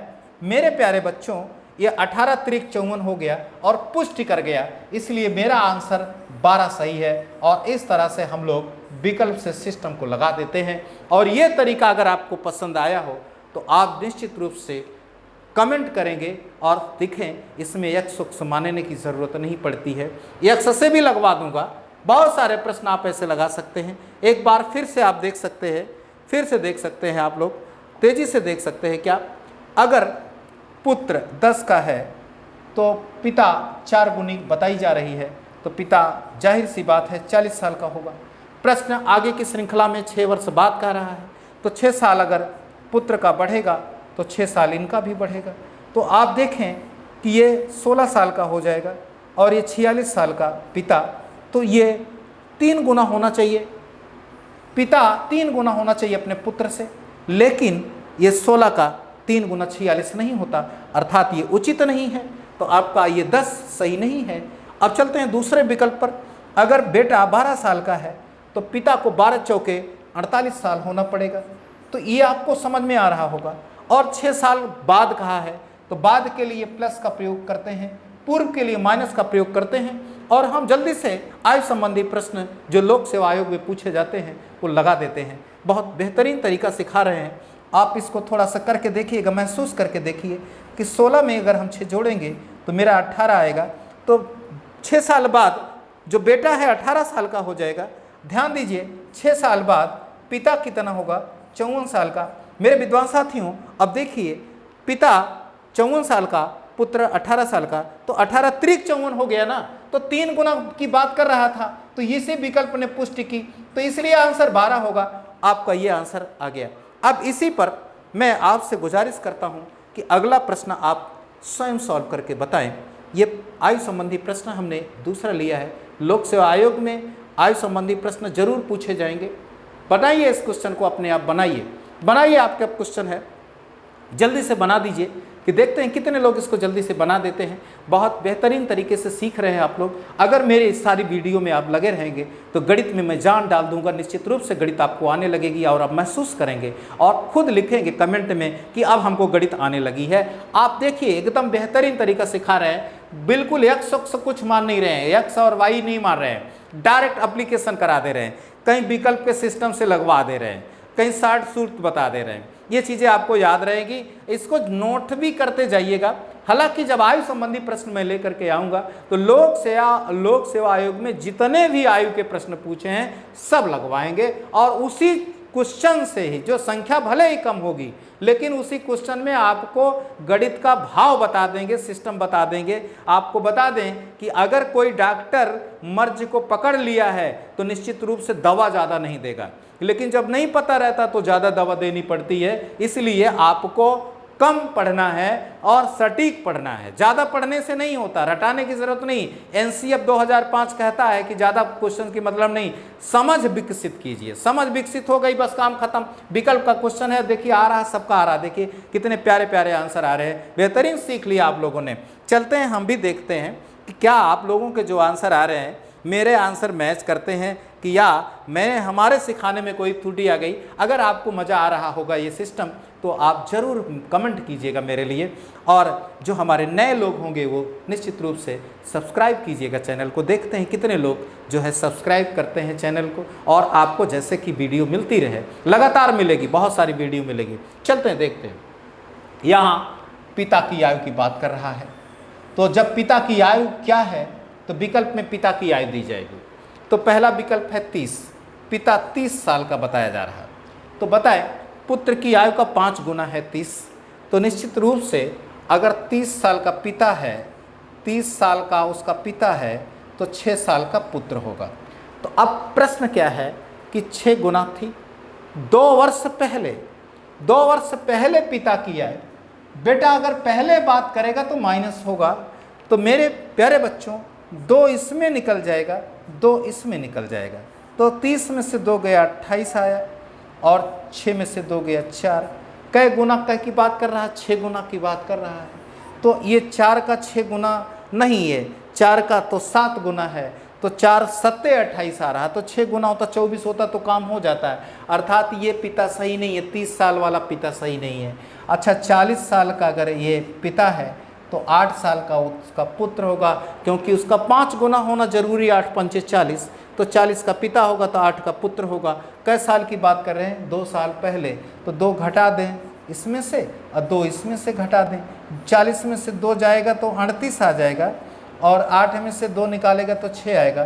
तो 6 का 6 गुना 36 होता है। तो साहब ये भी सही नहीं है, ये भी सही नहीं है। अर्थात 2 विकल्प बाहर हो गए। 50 का अगर पिता है तो 10 साल का पुत्र होना चाहिए।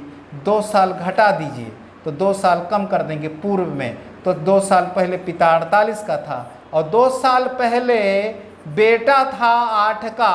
8 छके 48, 6 गुना आ गया ना, तो बस हो गया, आंसर पकड़ में आ गए। पिताजी यही 50 वाले हैं, तो 50 वाले पिताजी सही हैं। इस तरह से हम लोग जो है आयोग का क्वेश्चन चुटकियों में लगाते हैं।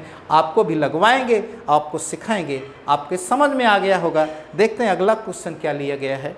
अगला क्वेश्चन देखते हैं क्या है। अरे वर्क एंड टाइम का क्वेश्चन तो आ गया। ये तो वर्क एंड टाइम का क्वेश्चन लगा है आपके स्क्रीन पर, तो आसान है, इसको आसान 2 लोग मिलके काम कर रहे हैं। चलो कोई बात नहीं, सिखा देते इसको, लग गया है तो सिखा ही देते इसको। बहुत सरल ढंग से सीखिए, एलसीएम सिस्टम से सीखिए। देखो ए और बी हैं और ये लोग 12 दिन में काम कर रहे हैं। बी और सी जो लोग हैं ये कोई काम है, वैसी काम को 18 दिनों में कर रहे हैं। और सी और ए अगर करते हैं काम तो बेटा 24 दिन लगता है। तो इन तीनों का एलसीएम ले लें। तो एलसीएम जब लेने जाते हैं तो बड़े वाले के पास जाते हैं, 24 के पास जाइए। तो 24 दूना 48 करेंगे, लेकिन वो 18 से नहीं काटेगा, सबसे कटता है। एलसीएम का काम ही है संख्याओं से विभाजित होना। तो 24 नहीं होगा, तो 24 दूना 48 भी नहीं होगा, और 24 का 3 बार जैसे गुणा करेंगे 72, तो अर्थात 72 काम बन रहा है, तो 72 बन रहा है।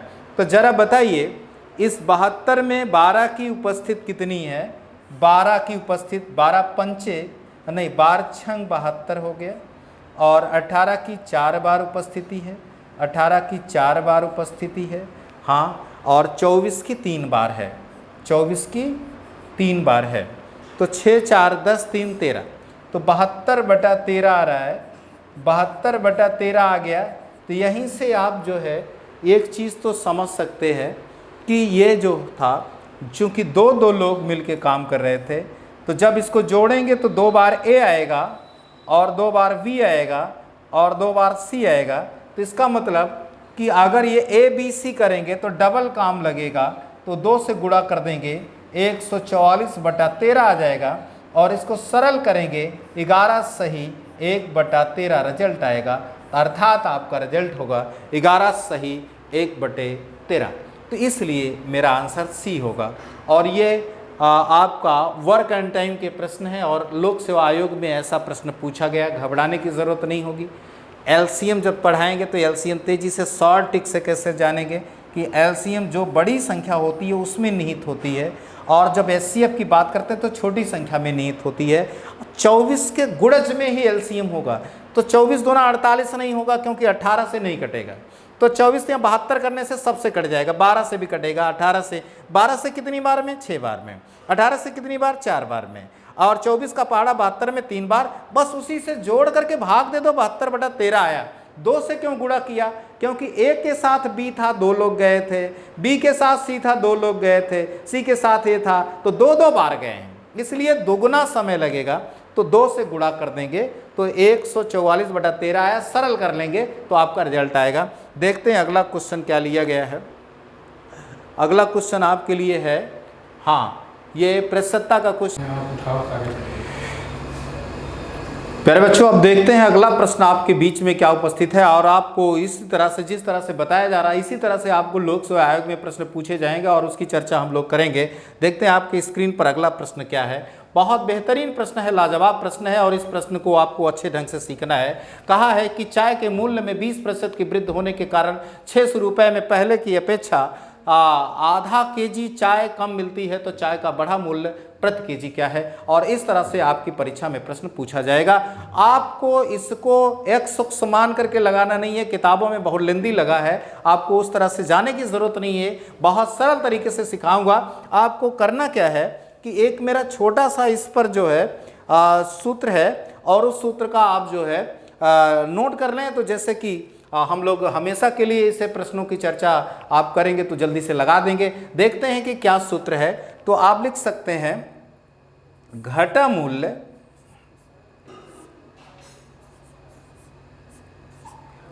या बढ़ा मूल्य। यह सूत्र दोनों के लिए है, चाहे घटा मूल्य निकालिए चाहे बढ़ा मूल्य निकालिए। घटा मूल्य या बढ़ा मूल्य बराबर होता है लागत बटा केजी गुणे R बटा 100। ये सूत्र है और मैंने बड़े परिश्रम से ये सूत्र निकाला है। अब इस सूत्र का प्रयोग करके हम लोग चुटकियों में इस क्वेश्चन का जवाब दे सकते हैं। और ये क्वेश्चन पूछा गया है तो आप देख रहे हैं कि लागत 600 रुपया है, तो पहले 600 रुपया लिख दिया जाए बटा, अब देखिए केजी कितना, केजी 1/2 केजी, आधा केजी। संतरा रहता तो संख्या हो जाता जहाँ केजी है, केले होते तो संख्या हो जाता है, लेकिन चाय चावल चीनी रहेगी तो केजी, आधा केजी से आधा से भाग दे दें 1/2 से। और आर का मान क्या है, आर का मान देखें 20% बढ़ने के कारण ही तो आधा केजी कम मिला है, तो 20/100 कर देंगे, 20/100 कर देंगे। अब ये 2 शून्य इससे कट जाएंगे और ये जो 2 नीचे है 1/2 का, ये 6 के पास चला जाएगा तो 12 होगा और उधर से 20 मिल जाएगा तो 240 आ रहा है, अर्थात हम लोगों का आंसर 240 आएगा। तो 240 कौन सा विकल्प है, सी विकल्प है। तो इस तरह से कभी भी कोई प्रश्न आए तो आप तेजी से लगा सकते हैं। चाहे केले का आए तो अगर केले का होगा तो केले की संख्या होती है, जहाँ केजी है वहाँ संख्या लिख लीजिएगा बस। तो इस तरह से केला हो जाए, संतरे हो जाए तो संख्या में लिखा जा सकता है। बहुत बेहतरीन सूत्र है, इसको आप लोग नोट कर लीजिए अपने कॉपी में। और इस तरह से आपके आयोग में पूछा जा रहा है प्रश्न। तो प्रश्न क्या है, घटा मूल्य या बढ़ा मूल्य बराबर लागत बटा केजी या संख्या गुणे R बटा 100। एकदम सरल सूत्र है। लागत 600 रुपया है और 20% के कारण आधा कम मिला है तो ये आपको बटा 100 कर देंगे। और इस तरह से हम लोग जल्दी से प्रश्न को लगा सकते हैं। जब भी आपकी परीक्षा में इस तरह से प्रश्न आए तो इसी तरह से आप लोग लगाइएगा और ये आप जो है अच्छी तरह से इसको रखिएगा। हालांकि मैं प्रसन्नता के जब चैप्टर लेकर के आऊँगा तो इस पर निश्चित रूप से बड़े अच्छे ढंग से इस चैप्टर को कवर करूँगा और जो आपके आयोग में प्रश्न आए उन्हीं पर चर्चा करूंगा। आपको ज़्यादा परेशान होने की ज़रूरत नहीं, ज़्यादा पढ़ने की ज़रूरत नहीं है। बहुत सारे विषय पढ़ने हैं आपको, जीएस पढ़ना है, करंट पढ़ना है, जनसंख्या नगरीकरण पढ़ना है, उत्तर प्रदेश पढ़ना है, इतिहास पढ़ना है, विज्ञान पढ़ना है, बहुत सारी चीज़ें। तो गणित में आप जो है उलझे ना, केवल आप सुलझें, आपको बहुत बहुत बेहतरीन तरीका से जाएगा। देखते हैं अगला क्वेश्चन मेरा क्या है।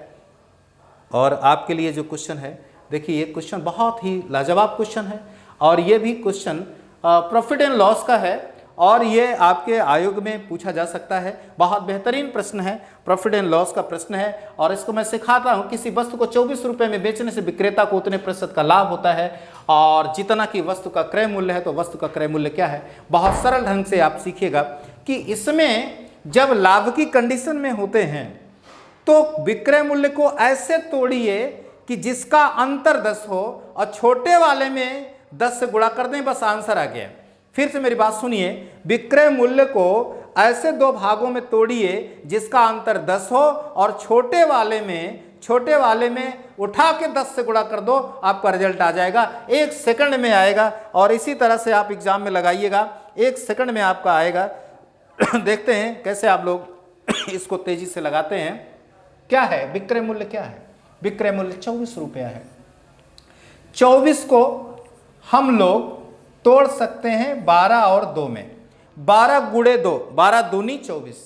याद रखना कि जो मेरा एसपी है, विक्रय मूल्य है, उसका 2 फैक्टर ऐसे बनाना है तो लाभ का में अंतर 10 होगा, लाभ की कंडीशन में है, उतने प्रतिशत का लाभ है।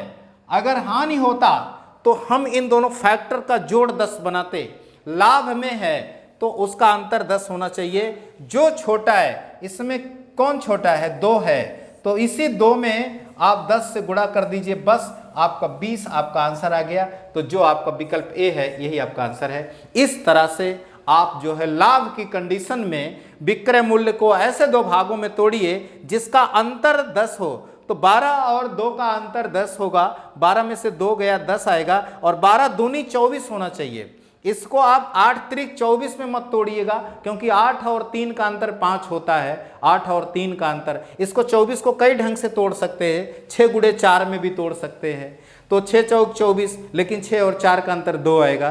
तो जब लाभ की कंडीशन में रहे तो विक्रय मूल्य को ऐसे 2 भाग में तोड़ना जिसका अंतर 10 हो, और हानि की कंडीशन में जब प्रश्न जाएगा तो दोनों का जोड़ 10 में आएगा। दोनों का जोड़ 10 होना चाहिए, किसी में 2 से गुणा कर देंगे तो हानि वाला दोनों दे देता है, दोनों आंसर आ जाते हैं। और लेकिन लाभ की कंडीशन में हमेशा छोटे वाले में ही गुणा कर देना।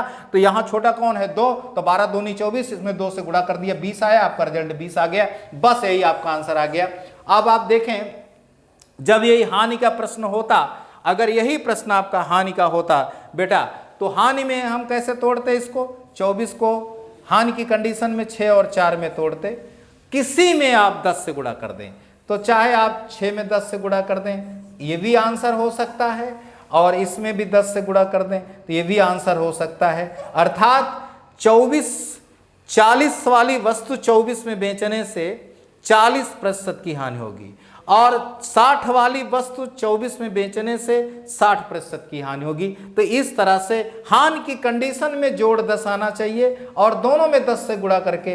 तो देखते हैं कि अगर सीख गए हैं, लाभ की कंडीशन में अंतर 10 आना चाहिए, फैक्टर का अंतर 10 हो, और छोटे में गुणा, छोटे में गुणा करेंगे।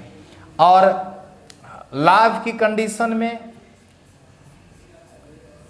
लाभ की कंडीशन में, हानि की कंडीशन में योग 10 हो, किसी में गुणा 10 से, किसी में 10 से गुणा कर देंगे, आपका रिजल्ट आएगा।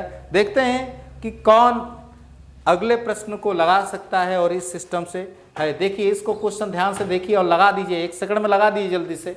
किसी वस्तु को 21 रुपए में बेचने से विक्रेता को उतने प्रतिशत की हानि होती है जितना कि वस्तु का क्रय मूल्य है। अब ये हानि की कंडीशन में बता रहा है। हानि की कंडीशन में विक्रय मूल्य को ऐसे 2 भाग में तोड़िए जिनका जोड़ 10 आ जाए, बस। तो आप जो है तेजी से लगा सकते हैं, आप जल्दी से लगा सकते हैं मेरे प्यारे बच्चों। आप देखिए 21 रुपया कह रहा है ना, इसी 21 को हम हानि की कंडीशन में है तो आप 7 गुणते 3 लिख सकते हैं। अब किसी में उठा करके 10 से गुणा कर दीजिए, तो 7 में 10 से गुणा करने पर 70 आएगा, और 3 में 10 से गुणा करने पर 30 आएगा। कोई विकल्प है ऐसा? तो बस ये 30 वाला आपका आंसर सही होगा। इस तरह से हम लोग जो है क्वेश्चन की तह में तेजी से जा सकते हैं। हानि की कंडीशन में दोनों फैक्टर का जोड़ 10 आना चाहिए, लाभ की कंडीशन में उसका अंतर 10 होना चाहिए। अब आपका लास्ट क्वेश्चन है और इसी पर है, और आप लोग लगा दीजिएगा। देखते हैं कितने लोग इसको लगा सकते हैं, जल्दी से आंसर दीजिएगा मेरे प्यारे साथियों, जल्दी से आंसर इसको दीजिए। आपकी स्क्रीन पर 25वां क्वेश्चन लगा है कि किसी वस्तु को 39 रुपए में बेचने से विक्रेता को उतने प्रतिशत का लाभ होता है, ध्यान देना, लाभ होता है जितना कि वस्तु का क्रय मूल्य है। तो वस्तु का क्रय मूल्य है, तो जब लाभ की कंडीशन में प्रश्न होता है तो आप जानते हैं कि उसका अंतर 10 होना चाहिए, छोटे वाले में 10 से गुणा। आप बताइए, जल्दी से इसका आंसर दीजिए। आप विद्वान हैं और निश्चित रूप से आंसर आप लोगों के आ भी रहे हैं, आप तेजी से आंसर दे सकते हैं। हाँ बिल्कुल साहब, वही सूत्र है। 39 को हम लोग 13 गुणे 3 लिख सकते हैं। कौन छोटा है इसमें? लाभ की कंडीशन में छोटे वाले में आप जो है 10 से गुणा करेंगे, आपका आप गया 30। तो आप देखिए इसमें आंसर कौन सा है? 30 है, इसलिए आपका आंसर 30 होगा। तो मेरे प्यारे बच्चों, आज की क्लास आपको कैसी लगी जरूर कमेंट कीजिएगा। जो हमारे नए लोग हैं वो लोग जो है इस चैनल को जरूर सब्सक्राइब करेंगे। आपको चैनल जो है बीईओ की परीक्षा के लिए जो है दृढ़ संकल्प है और सारे चैप्टर और जो है लेकर के आऊँगा। मैथ और रीजनिंग के साथ ही जीएस के जो हमारे विद्वान साथी हैं आपके बीच में उपस्थित होंगे। आपको एक बेहतरीन तैयारी करने का मौका ये चैनल देगा, तो हमें विश्वास है कि आपको जरूर अच्छा लगा होगा। निश्चित रूप से जो हमारे नए साथी होंगे इस चैनल को सब्सक्राइब करेंगे और ज़्यादा से ज़्यादा लोगों को शेयर करेंगे। अपने मित्रों को बताइएगा कि एक चैनल ऐसा भी है जो गणित की दुनिया में एक अलग छवि, एक अलग पहचान दे रहे हैं। आप लोगों की बदौलत ही हमें ये प्रसिद्धि मिली है और अच्छा लगता है जब आप लोग अच्छा कमेंट करते हैं। तो धन्यवाद। हम फिर मिलेंगे आपको अगले दिन और फिर उसी तर्क में उसी आधार पर आपसे मिलेंगे और लोक सेवा आयोग के ही प्रश्न आपको लगवाएंगे। थैंक यू, धन्यवाद, बेस्ट ऑफ लक। एक आपको अलग गणित में अलग दुनिया है, आपकी अलग पहचान होगी और अच्छे ढंग से लगाएंगे मेरे। तो मेरा आंसर आ चुका है और इसने पूछा कि छोटी संख्या क्या है। तो मेरे प्यारे साथियों, आप इसका आंसर लगा दीजिएगा। फट से ऐसे आयोग में ऐसे लगा के चले आएंगे, कोई काट नहीं सकता। निश्चित रूप से आना ही आना है, क्योंकि यहाँ हमने बड़ी मेहनत से ये सब चीज़ें सीखी है और इसको आप लगा सकते हैं। निश्चित रूप से करना कुछ नहीं है, बहुत सटीक तरीके लगाना है। 288 लिखिए, फटाफट एक जोड़ दीजिए, आ गया 289 और इसका वर्गमूल लिया हो गया 17 और 17 आएगा बीच में इसके